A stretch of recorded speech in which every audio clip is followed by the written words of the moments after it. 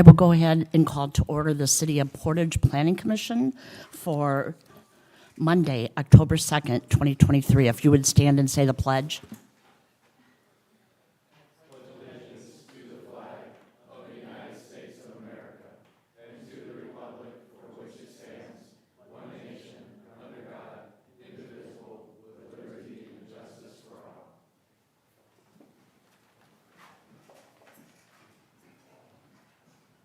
Mr. Monroe, could you call roll? Tom Sherry. Here. Gina Geis-Hurst. Here. Sam LeBoy. Here. John Harrison. Here. Charles Thompson. Here. Melissa Weidenbach. Here. Victor Mendoza. Here. Denise Little. Here. Has everybody had an opportunity to look at the minutes? And if there are no additions or corrections, may I have a motion to approve? Motion to approve? We have a motion to approve. Do we have a second? I'll second that. All those in favor say aye. Aye. Opposed? Motion carries. And reports from staff? No, not at this time. Okay. Could you call our first order of old business? Yes, P0223, RCJJ Development LLC, 1400 Lakeshore Drive, Cedar Lake, Indiana, seeking primary plat approval for Bauer Farms subdivision, 57.94 acres at the 600 block of 700 North, 236 lots.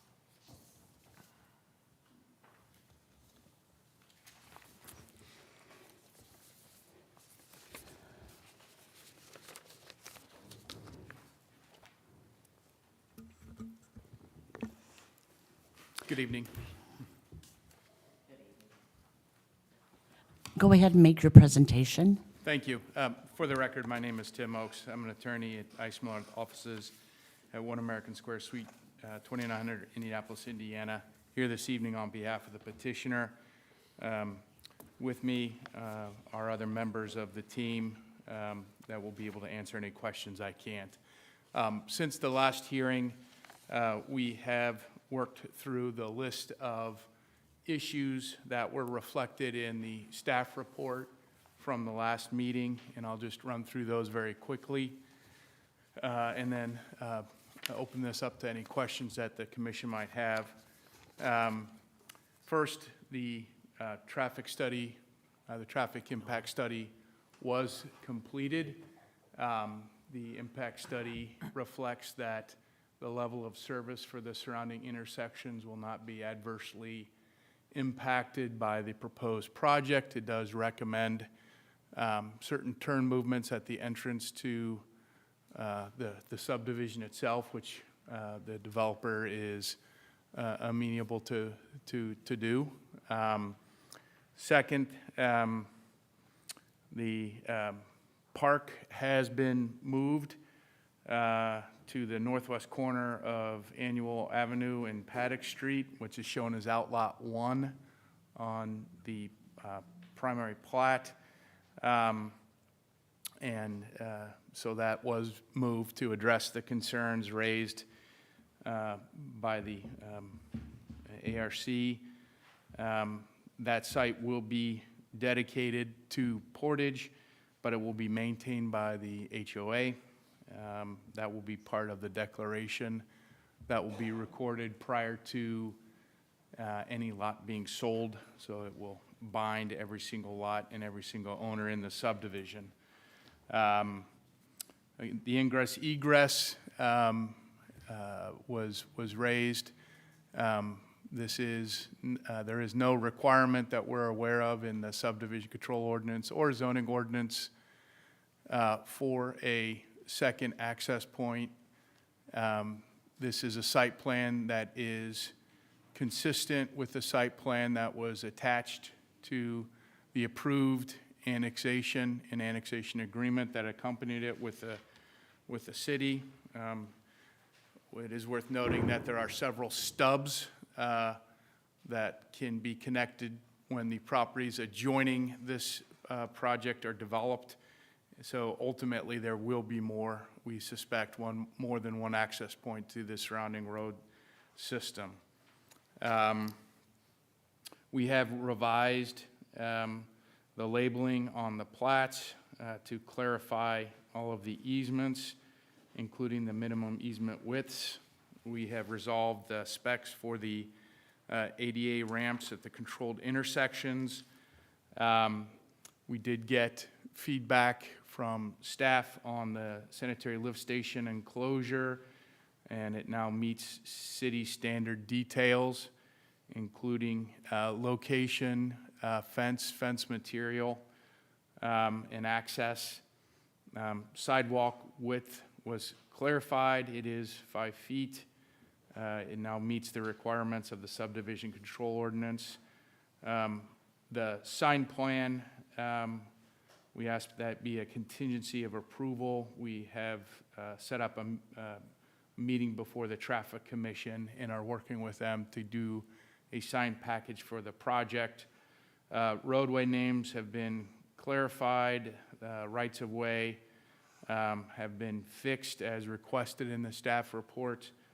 The request to remove R4 district standards have been removed. The approval of the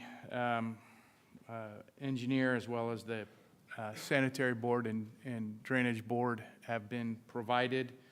And finally, we have provided to staff a list of the requirements from the annexation agreement and how each of the requirements of the annexation have been met.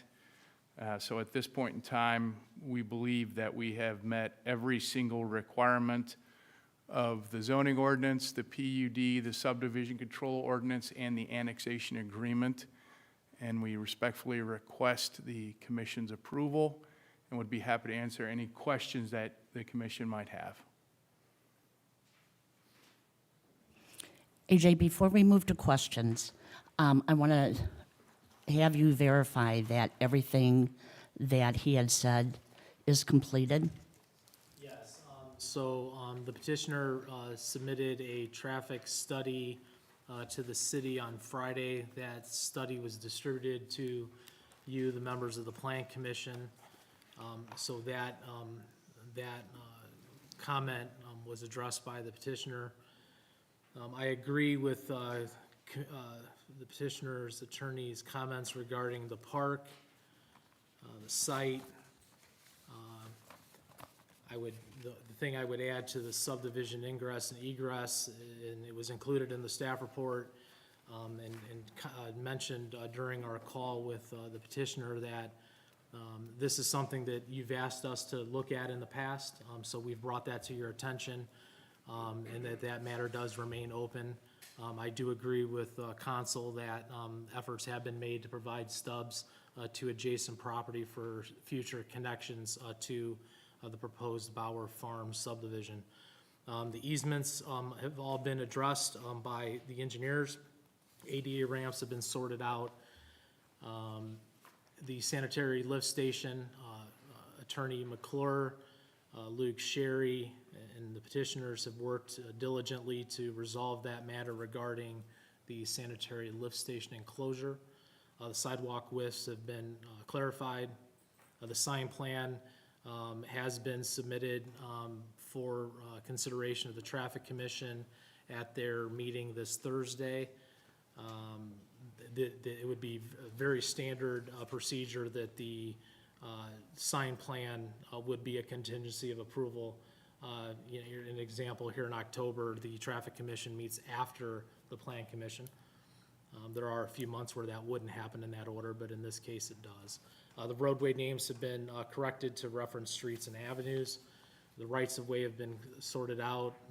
The R4 note has been removed. Luke Sherry signed off on storm and sanitary per his letter on September 6th. And as council said, a compliance checklist has been provided to meet that question. So it would be based on that.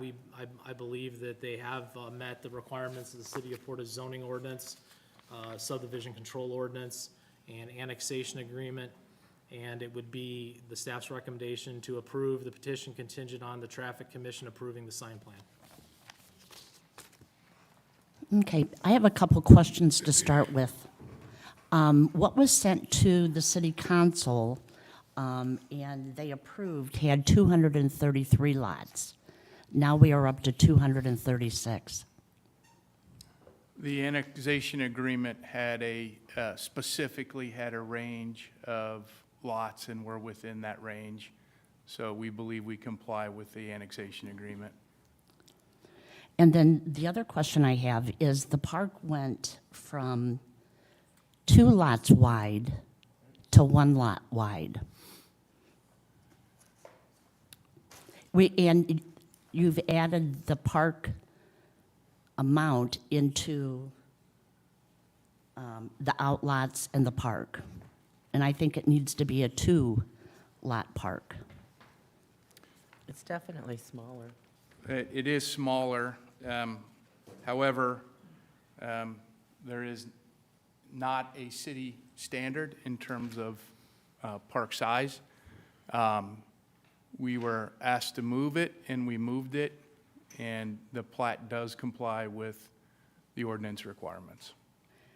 Okay, I still don't agree with it. I think you took something away from us that you had promised. The park was promised, and it has been provided. Correct, not at the size that it's supposed to be. 0.3 on the rendering, 0.3 of an acre. If you could point out to me where there's a requirement that the park be larger. No, not larger, but it's not what you proposed to us. We were asked to change it by the city. Okay. The other questions I have are the outlots, is the storm sewers draining to those? Let me make sure I understand the question. Is the storm sewer draining to the outlots? Correct. Do you have anything draining into there?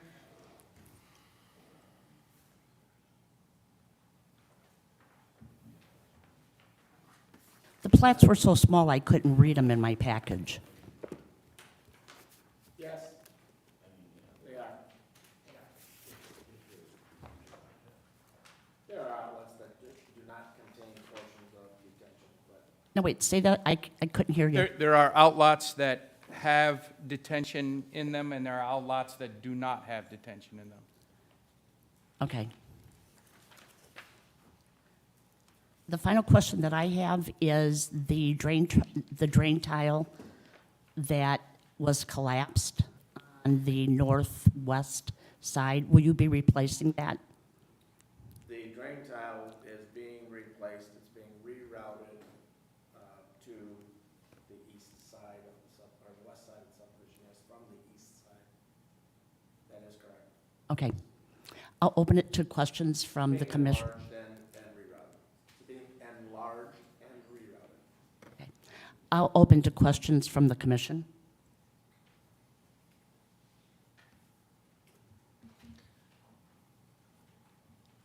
I think you answered one of the questions I had regarding the park. We asked that it be located into a safer place. And yes, we got safer, but it was definitely smaller.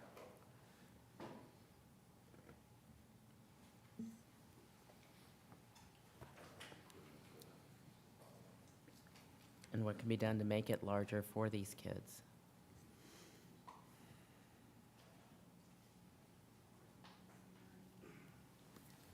The originally proposed park equipment can still fit. Can you, it's very difficult to hear you.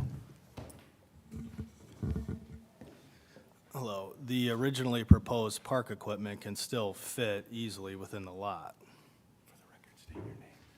My name is Jonathan Lawton of 14400 Lakeshore Drive, Cedar Lake, Indiana, 46303.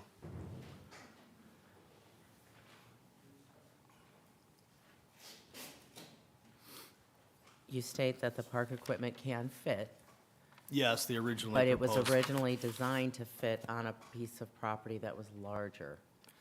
Yes, And there's now I certain. feel like we're being punished because you stated that, where there was certain requirements that, Well, there's and you certain reduce the requirements that size. the city puts on that makes the property adjacent to detention ponds unusable, such that you can't build homes, et cetera.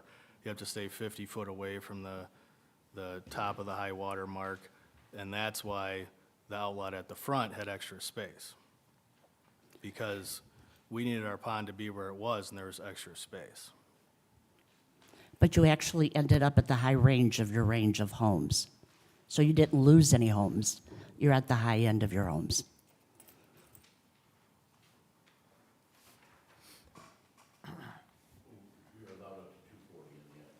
Yeah.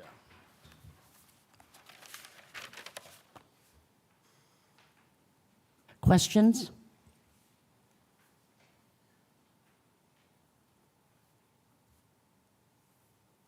I notice there's a lot of detention ponds being put in. Has there been any soil sampling to find out that when you do start digging these ponds, that you don't strike water because the water table's up too high? Is there any testing done prior to all this? Well, just to be clear, we wouldn't have the stormwater sign-off if that hadn't been satisfied. So the stormwater sign-off from the engineer encompasses the entire stormwater ordinance. So soil samples for water infiltration required would have had to have been done to get past that review.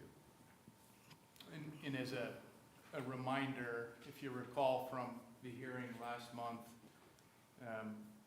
we have agreed and we are being required to discharge our outfall for the stormwater system is more restrictive than the actual city requirement.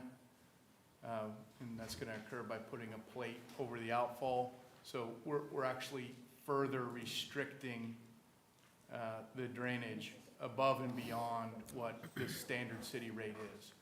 And that will benefit the downstream properties in terms of stormwater.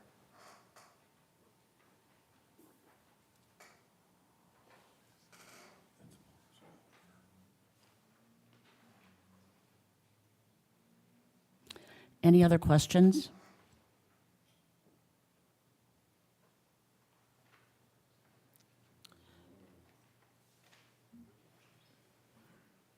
The surrounding residents around this, what is going to be done to help protect their privacy?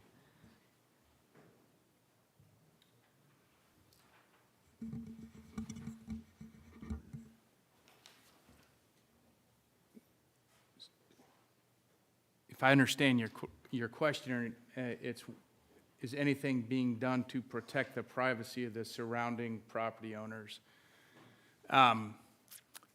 If you look at the aerial, and they're on the large screens behind you, the property to the east is a farm. As you extend kind of clockwise around the property, you've got some large homesteads there as you swing around. There are trees that are maintaining privacy to the kind of the southern half of the west side of the property. The property to the south is farmland. We don't think there are any privacy issues.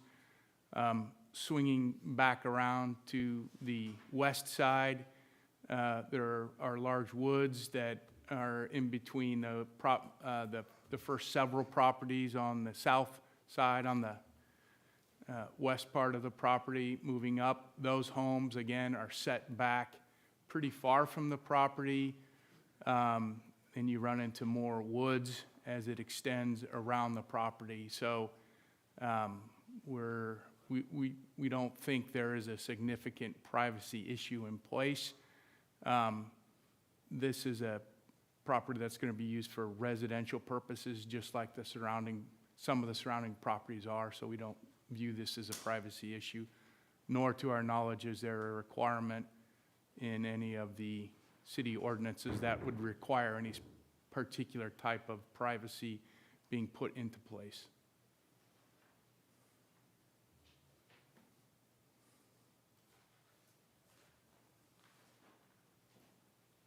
Mr. McClure, I need to verify for sure regarding the covenants.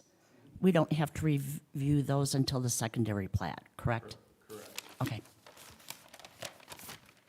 Any other questions? If not, may I have a motion?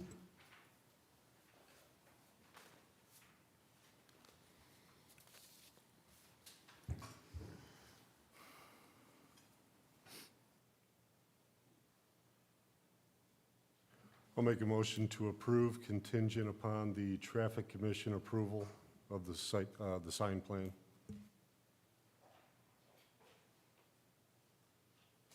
We have a motion and a second. Mr. Monroe, could you call roll?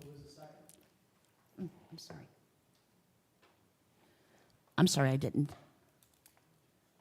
May I have a second? I'll second it. We have a motion and a second. Could you call roll? Tom Cherry, Yes. Gina Geishurst, Yes.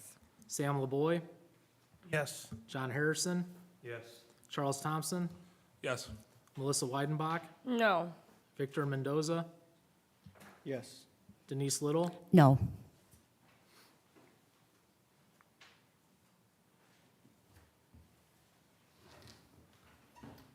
Motion passes 6-2. Thank you for your attention. We appreciate it. Mr. Monroe, I have one old business that I'd like to talk about because we have it coming up next month for North Estate and about the tree survey.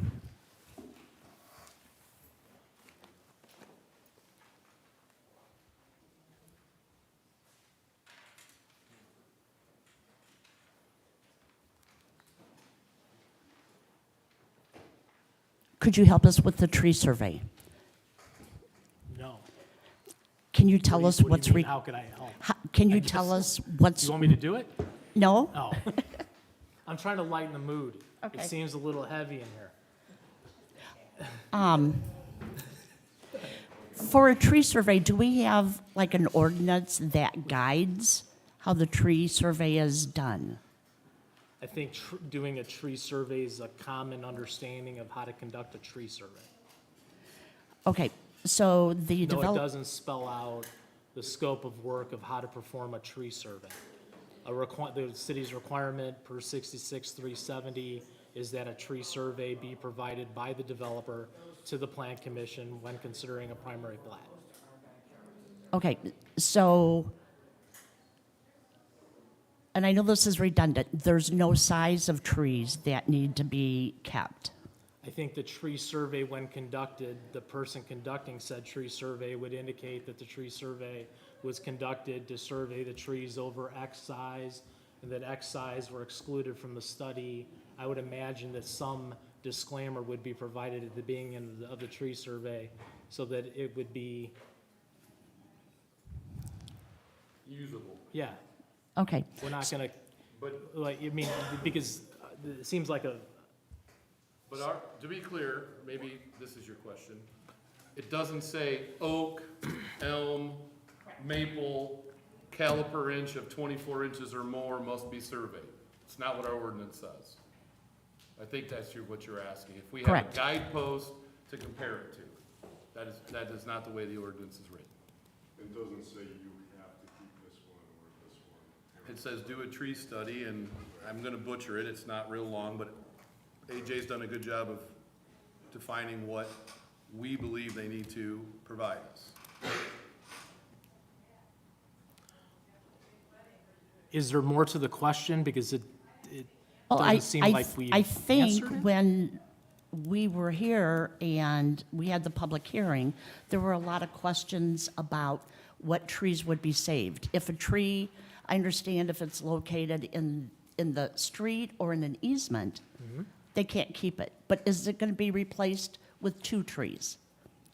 So really, the tree survey that we made them do is no protection for them. Very similar to what was a very difficult case this evening. The city has a set of subdivision control rules and ordinances that we review when approving a subdivision. We request a tree survey. That'll be provided to the Plan Commission in their deliberations. You know what the developer is proposing from the location of streets and easements and so on and so forth. You're all well enough, you're aware that they're gonna build homes on each of these lots, right? And as a result of that, you're gonna have a sense of where the trees that can be saved or preserved are located.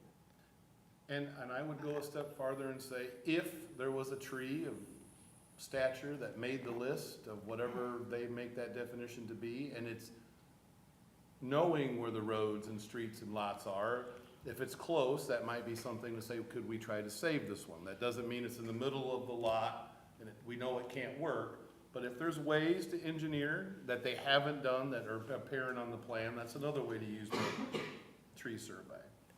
The other thing I would suggest is when we're reviewing the tree survey that's provided, that it'll be important to compare that to the grading plan and the other engineering plans that are in the plat documents, right, all of the documents. And understand that grading of the lot, grading of whatever it is, whatever earth-moving activity needs to take place on site, that it may have an impact on the existing grade of the property. For those of you who've been out on site, you know that that site is encumbered by a lot of remnant material from the mining operation. We should really expect a lot of that is gonna be gone. This is not a preservation of, what is that, 30-some acres? I mean, they're proposing an 80-some lot subdivision on that property. Okay, thank you. If there's no other old business, may I have a motion to adjourn? I'll make a motion to adjourn. Do we have a second? Second. All those in favor say aye.